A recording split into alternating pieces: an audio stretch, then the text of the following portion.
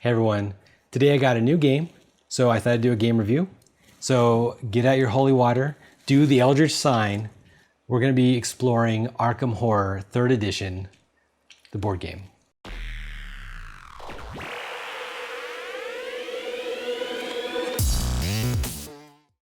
All right everyone, so 2nd edition Arkham Horror was the game that got me into board games. That's the game that pushed me over the edge, made me want to start buying my own games. And so when 3rd edition came out, I immediately pre-ordered it. I was super excited, and so here we go. So the first thing that you're going to notice that's different is the neighborhood setup I have here. It's very different compared to anything else Arkham. It's very cool looking, and it changes depending on which scenario you choose. In this case, I've chosen the approach of Azathoth.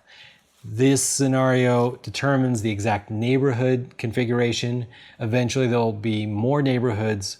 Each of these neighborhoods are two-sided. So in some cases there'll be Miskatonic University or other locations, but the big change will be as they sell more, it can keep just kind of making the board game bigger or different or both. The scenario really controls the whole flow of the game. It's not just a big bad anymore. It's not just, hey, you're going to fight Cthulhu and you're going to fight Cthulhu's minions throughout the whole game. No, this really is a story game, just like most of the Arkham products have become more and more of. And in this case, it makes you choose the monsters that are going to be in the game. It tells you what Mythos symbols are going to be in the Mythos cup. Instead of a Mythos deck, like other Arkham games, there will be a Mythos cup. Each player draws 2 at the end of each round. They keep them out. Once you've pulled all of them out, you're going to refill the bag with the original tokens back. And exactly which combination of things happen is defined by this scenario card right here. Effectively, it's like a custom die or a randomizer table that changes for each scenario. And so that's pretty cool. It also is going to give you the requirement to choose 2. It's going to tell you which codec cards to pull out. So the codec is a core feature of the game. These are like choose your own adventure kind of things, except instead of you choosing, it's giving you challenges and things to watch out for. So in this case, once you do a certain number of clues, you're going to advance maybe card 4. If you don't succeed in time, you're going to flip it. And when you flip it, it's going to tell you to add more different cards. And each of these cards can substantially change how the game is played. All that is super cool. All that is pretty different compared to the other games. But you also have the standard Arkham things as well. You have ally deck, you have spell deck, you have items, you have unique items, and you have encounter decks for each of the neighborhoods. Whichever neighborhoods are out also kind of builds this random clue deck. And that feels similar to the Eldritch Horror franchise or game. So basically when a clue spawns, a clue just isn't something you just earn. A clue is actually a random event. Like in this case, a ragged scavenger has descended upon the sinkhole that opened in the square. He tells you of the historic oddities he has found. You gain 1 clue from your neighborhood. You can tell that he is talking to you in the hopes of making a sell. You may buy 1 common item from the display. So nothing horrifying in that scenario. Could be bad. This could be hard. It could require a skill check. Could mean that you have to spend something, whatever. But something weird is going on, and these help you get clues. The cool thing about this deck is when a clue spawns, you actually grab it from the top of the deck. You grab 2 cards of the corresponding encounter deck. You put it on top, and now you know that one of the top 3 cards is a clue. Well, possibility for you to get a clue. You may not successfully get the clue, right? Because you could fail. In that scenario, you just get it automatically, which is great. All right, so that's all pretty similar. The monsters are pretty similar. A big difference of the monsters in this version of the game is that the monsters, if they catch you, meaning they're not exhausted and they're engaged with you, marriage time. No, just like any marriage, it ends in suffering and misery. Just kidding, guys. I'm only kind of bitter. So these cards automatically do their damage if they're engaged with you. And some people really dislike that. There is no getting out of that damage. It's automatic horror damage, automatic health damage. They mitigate that somewhat because now you end up having a lot of equipment that can absorb that damage, and you can get more equipment that further lets you absorb the damage. But the fact of the matter is, if you choose to engage a monster and you can't kill it, it's gonna hurt you. No, there's no chance to it. If a monster spawns on you in the right timing, it's probably gonna, attack you and kill you.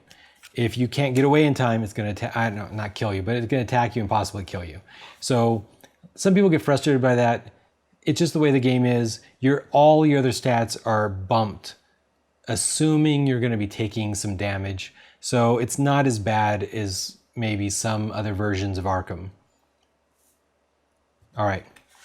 The characters themselves are the same, the same characters as the rest of the Arkham franchise, the horror franchise, I don't know, whatever you want to call it. Like this is Michael McGlenn. He has a beautiful version of his artwork. It's the same artwork, it's just higher resolution or whatever, but it's beautiful. It really is very nice. His stats seem to be bumped up a little bit more in general. Every character has 3 talent cards, possessions, whatever. One of them is fixed. In this case, his fixed item is the Chicago typewriter, a Tommy gun. And then he has his choice of another 2. In this case, the old boiler, which is a truck he can hit people with. And also has hit points that it can absorb hit points damage. Or he can be an O'Banion member. So if he's a member of the gang, then every time that he gets resources, he can do a strength check, and if he passes, gain $2 additional. So these abilities, like his Chicago typewriter is +4 strength. He starts with 4 strength, that's 8 dice. That is a ridiculous amount of dice. That's more like Sword of Glory power, if you're familiar with that in 2nd edition. These characters start very powerful. That is because while in previous versions of the game, you could spend some time kind of building yourself up, here you don't, you can't. You will be immediately first round scrambling to go get some clues, get rid of Doom, and fight monsters immediately. First round, it's gonna happen. The game scales between 1 and 6 players much better than it used to. So that's an advantage, but the disadvantage is they've used that faith that the game's scaling well to make this very fast paced. You're effectively a high level character right from the get-go, and that high levelness means that there isn't much time for you to be building up. And if you play with a group that is used to that kind of slow couple first turns where it's like, hey, you're gonna go try to get a good spell, and hey, you're gonna go try to get a powerful item, sort of glory or flamethrower or something like that, and then we'll go and we'll try to take out monsters. That's not allowed anymore. This is about the scenario. The scenario is the most important thing of the game, and these anomaly things or these archive cards are really going to push you to be spending most of your time focused on the cards. That is both a negative, but it's also a positive, because that's what allows this game to be very reliably under 2 hours. You might lose in under 2 hours, but it's very reliable that the game will be over in 2 hours. And if your game group is like mine and we have limited time as we get older, that's a nice change. On the other hand, what I'm worried about in this version of the game is that because you don't spend any time building up your character, people just don't, at least my players, don't seem to be too invested in the characters. They're not going to be playing them very long, and they don't feel like they contributed to that character in any way. Before, if you chose to go get some spells, then you felt like your character was now the spellcaster of the group. Cool, awesome. Now you just don't have time for that. And I don't know, it just feels like you just showed up at an existing campaign and somebody handed you a high level character and said, hey, just play this character in this group, you'll have fun. He's high level, he's powerful, you'll have fun because he's powerful. But meanwhile, you're like, yeah, but I want to like spend some time getting to know my character. I want to spend some time choosing how he's going to get a little bit better. Am I going to spend time focusing my skills up, or am I going to spend time building up my equipment? Maybe my group has just been unlucky, or maybe the other scenarios are different. But this scenario, Approach of Azathoth, we felt like we were doomed right from the get-go, and that didn't change the second game. Once we beat this scenario, we're going to move on to another scenario. It may be different, but at this early junction, I just don't see how it is, because you pull 2 per player of these Mythos Cup things, and that just means that you're going through the entire bag every 7 pulls, which in a 3-person game is every 2 rounds, or a 4-person game is a round and a half, which for us, it's always been a 4-person game. 6-person games even faster. You're going to be just pulling every single thing, which means you're going to be pulling monsters, you're going to be pulling gate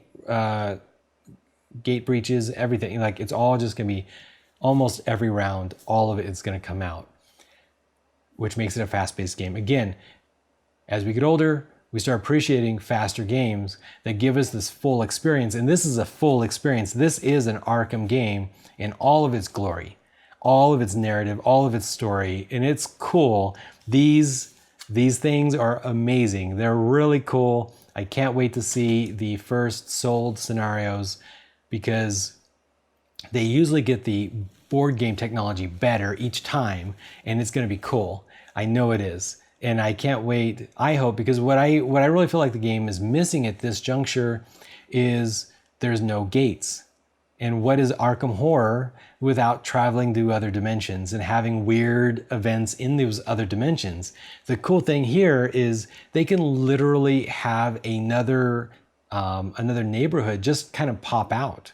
You could literally just pop it in, just like this has the map with the different like bridges and things. You could have a bridge going to another dimension that just pops into existence. You go through it, and then now it's gone. So I think that is pretty cool and different. That will be enabled by expansions. They'll be able to, like Kingsport could be a connection. You could have just cover the whole table with these hexagons. I want to see it. I want to know what's going to happen.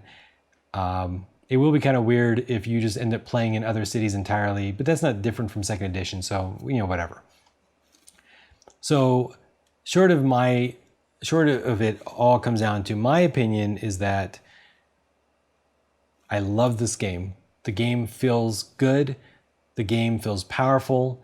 If you follow Sandy Peterson from Cthulhu Wars, he has this design philosophy of make the characters feel overpowered. And every player should at some point in the game feel occasionally overpowered. That's what they've done here. These characters feel overpowered, but the game in general is so fast-paced, you need to be overpowered to keep up with it. And I like this direction that Fantasy Flight Games is going, and I definitely like the narrative, kind of like this RPG light that the game has. But again, I just worry it's so fast paced that some groups are going to be turned off. I know that I had a couple players that didn't really have a good time, and I know for them it's just hard. This version of the game seems harder than any previous version, and all of the Arkham games are hard, guys. I mean, they're all hard. This game just seems like the hardest. I will keep buying more of this. I enjoy it, and I will keep kind of pushing this over second edition because the amount of time setting up is less. The time playing is kind of guaranteed. It will be successful or end fairly fast. And I like all of that. I am an Arkham fanboy though. So I want to know what you guys think about this version of the game. Do you like it? Do you want a fast-paced experience? Do you want to know the game will just be over? Pass or fail, it will be over in 2 hours. Or do you kind of want a 3 or 4 hour experience, kind of like second edition? Because Arkham Horror second edition definitely can, we would plan mills around Arkham Horror because it's second edition, because it was just so big and sweeping. With that, we should be cresting 1,000 subscribers, and as promised, I'm going to be giving out 2 copies of Cthulhu Wars. In the next 2 weeks, we're going to be announcing details. It is going to be a cross-channel contest, so there will be ways to enter the contest through our Twitter, maybe through Instagram, maybe definitely through Facebook, Twitch, and over here on YouTube. So I'm going to try to consolidate this as much as possible so everybody, no matter how they watch these videos, can participate and possibly win a copy. So within the next 2 weeks, that'll be out, and I look forward to seeing more of your comments and getting to know more of you. And I hope your holidays are going great. All right, guys.